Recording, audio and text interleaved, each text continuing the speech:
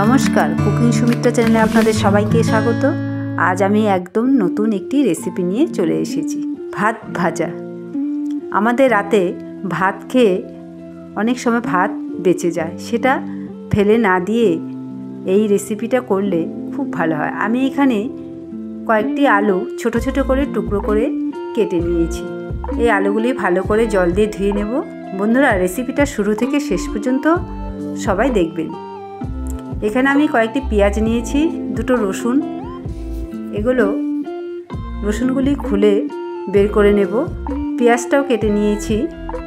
বন্ধুরা, রাতে ভাত খেয়ে এইটুকু ভাত বেঁচেছিল। এখানে আমি পাঁপড় ভেজে নিলাম। ওই তেলের মধ্যেই কালো জিরে রসুন ভাজা ভাজা করে নেব। ওই আলুগুলি ভাজা ভাজা করে নেব।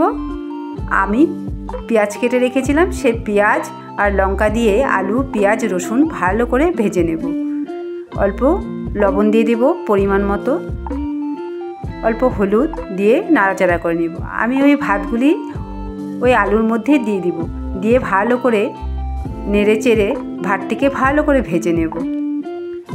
বন্ধুরা, বাড়িতে এমন করে একদিন খেয়ে দেখবেন, খুবই টেস্টি হয়। আমি এখন এখানে কিছু ধনেপাতা কুচি দিয়ে দিব, তাতে ভাত ভাজা রেসিপিটা ভালো হয়।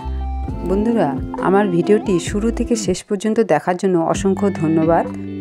মুখরোচক ভাত ভাজার রেসিপিটা তৈরি হয়ে গেছে। এই পাঁপড় দিয়ে ভাত ভাজা রেসিপিটা খেতে খুব টেস্টি হয়। বন্ধুরা, আমি আবার পরে রেসিপি নিয়ে চলে আসব। আমার পাশে থাকবেন, আমার চ্যানেলটিকে অবশ্যই সাবস্ক্রাইব করে দেবেন।